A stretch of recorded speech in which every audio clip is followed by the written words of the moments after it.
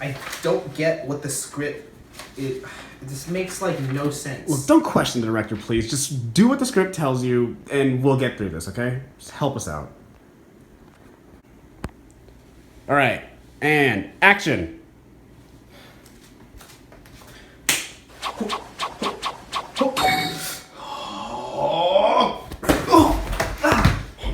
Cut!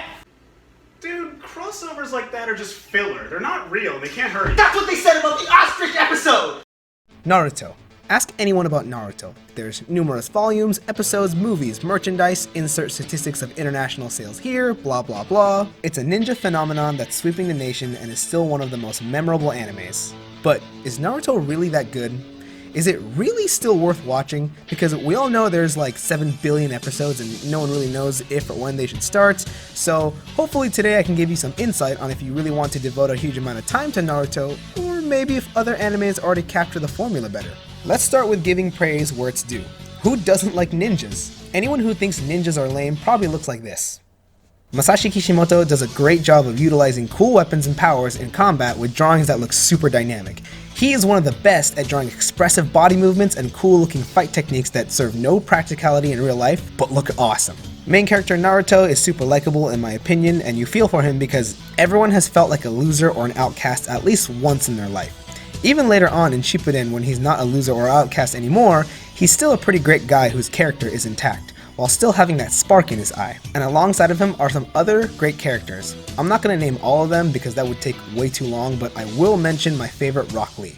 Mine's Kakashi. Ed? Mine's Naruto.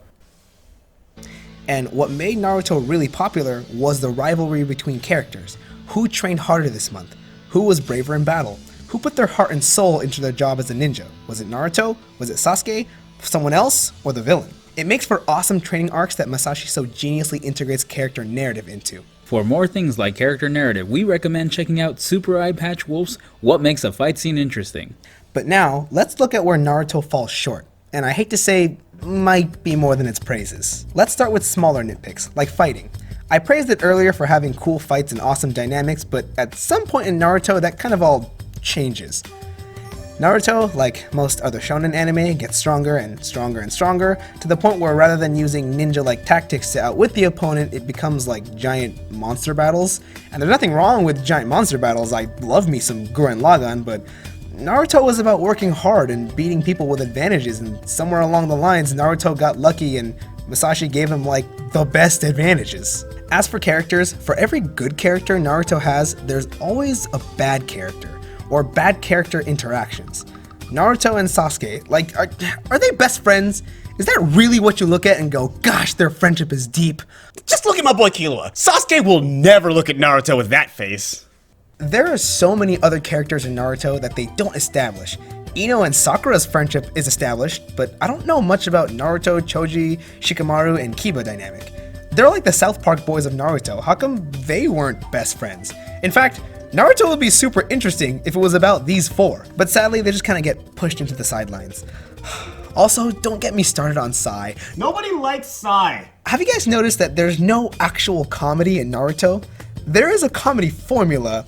Naruto says something stupid to Sakura. Sakura gets mad and goes, "Naruto, you back-ahead!" And he's all like, "No, Sakura-chan, please." And she beats him up and everyone else is like, like that's just, I guess the way it is. And it's not funny, it's stupid. In fact, the funniest moment in Naruto is from a filler episode. Yeah, the one where Naruto has to pretend to be Sasuke and he doesn't know what to do.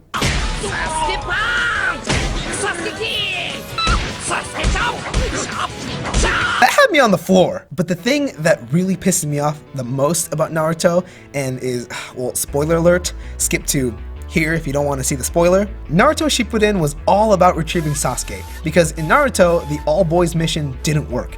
They failed at bringing Sasuke back, but we all remember that arc because it was one of the coolest, high-stakes, high-narrative arcs. 5 plus boys going into danger to get their friend back. They even took Neji, who was an asshole at first, but then he changed and wanted to help. Everything was leading up to this point in Naruto, and they still failed. It was a major selling high point. And then they tried again in Shippuden, but in like a lamer way. Naruto and Sakura and 2 other characters nobody gives a crap about find Sasuke, and then He doesn't come back, so No. they kinda Some just some give up. ugly guy turned and then Naruto got killed by a bamboo game. But it turned out he somehow slipped through, even though they showed. Turns out Thanos had 6 Anuses, 1 for each stone, so Ant-Man's plan failed. And later, they don't even bring Sasuke back. He just changes his mind and he's like, well, I'm back now. And then Masashi does his comedy formula thing again where everyone's like, "Ugh?" And it's supposed to be mind-blowing, but it's actually the worst thing. Oh no, the worst thing that they did was killing Neji. Not because Neji is particularly a character that I favor, but because there's literally like no reason to kill him. Masashi just wanted something cool to add in his anime and make everyone be like, wow, Naruto is so bold by killing off a main character. See Sivit's video of killing characters doesn't equal good writing. And he dies in such a lame way, a wooden stick. Neji doesn't die in a grand battle, sacrificing himself to everyone. He gets impaled by a stick with no warning, and then everyone's just like, well, on to the next thing. Also, was anyone else today years old when they found out the Fighting Dreamers song isn't called Fighting Dreamers? It's called Go. What the fuck? So before I answer this question, I want to talk about an anime that people are saying is practically another Naruto, or some people even say is doing the Naruto formula right, which is kind of what we're talking about today. My Hero Academia, or I guess some people call it Boku no Hero Academia, but they look like this. Now, I'm not like the biggest fan of My Hero. I think it's a decent anime with some of the best artwork I've actually seen, but it does kind of fill in a few gaps Naruto left behind. Let's talk fighting. First of all, the physics and dynamic in this make just as much sense, if not more, than Naruto. It's more scientific based than chakra power, so yeah. Like, check this scene out when Bakugo uses little explosions to build momentum to throw Deku. See, that makes a little bit more sense than Sasuke doing a Lion's Barrage. Like, how does that even... Again, what? And as far as characters go, there are some awesome characters, and although we don't know a whole lot about them, at least My Hero makes character interactions clear. We all know how certain characters talk to each other, or how long they've known each other, or introduce themselves. You know, we basically just met you, so it's kind of telling that we all know your personality is flaming crap mixed with garbage. My favorite example being when Deku got acquainted with Mineta and Tsuyu, because they were forced to work together. And so, unlike Naruto, whenever the characters do anything or make choices for each other, it makes sense. And there is a good amount of narrative in each fight too. Now, here's what I think My Hero does wrong that Naruto gets right. First of all, Naruto has character inconsistencies, but at least it's entertaining. My Hero Academia is so goddamn boring.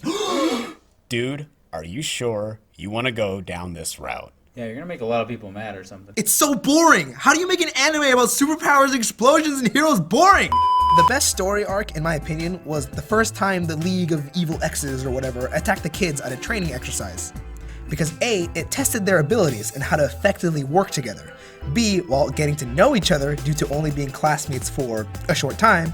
And C, tested the limits of All Might and if his will to save his students is stronger than his illness. It was awesome, it was intellectual, it was emotional, it was suspenseful. That is the kind of thing you want to see in an anime about superheroes. And then All Might barely beat the villains, so next time they attack, they'd have to be ready. So what do? They go back to classes. Yay! Hero internships. Woo! Yeah. What the heck happened to the... What? At least in Naruto, after the Sound Village attacks, or really any villain attacks, they have to train for the new threat and then go tackle the new threat, because you know they're gonna go kick some ass. In My Hero, they have to go decorate their rooms? Who cares? The villains are attacking! Why are you showing me all this boring school stuff? Every time something really cool happens, they ruin it by going back to the boring stuff. You can't just backtrack in your story without a reason. Something has to change. Also, Stain. They could have done something really cool with Stain, but instead they just, okay, bye. They could have had like a hero who was like Batman, who didn't have powers, but like still owned people. They could have had Todoroki not just, ice blast all the time and actually do something creative. So much cool stuff could have happened in My Hero, but they didn't. They just kept showing us what's about school.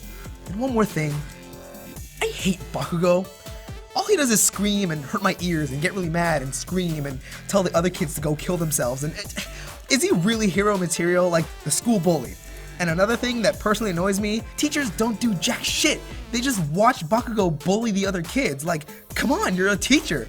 Yeah, you're teaching him how to be a hero, but like you're also supposed to teach him how to be like a young functioning person.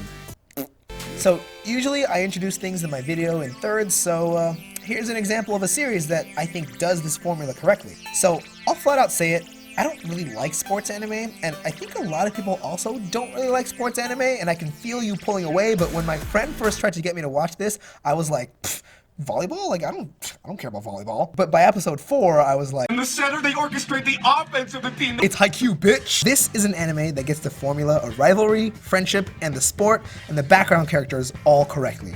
This is Hinata, the Naruto of this show. A volleyball player who is really short but has amazing jumping power and speed. He's really athletic, but he can't defeat a real volleyball team all on his own with his makeshift middle school team. So when he gets into high school, he's forced to work with the guy he faced off against, Kageyama, the Sasuke of this show.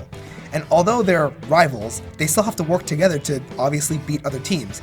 And you can't just play volleyball with 2 people on the court, so the anime comes with a cast of different people to all help line up their defense. And dude, this is one of the only animes where every character is actually important. Everyone is really cool and is really likable and has a special skill that helps them get points in the game. This anime isn't only about just winning or losing, it's about teamwork. And what I'm trying to get at is that it makes the rival duo thing make sense. Look at them. Sasuke will never look at Naruto like that. So in conclusion, yes, Naruto is worth watching. My Hero is worth watching. But both these animes, in my opinion, are not worth finishing. There's too much BS towards the end with empty promises for the viewers.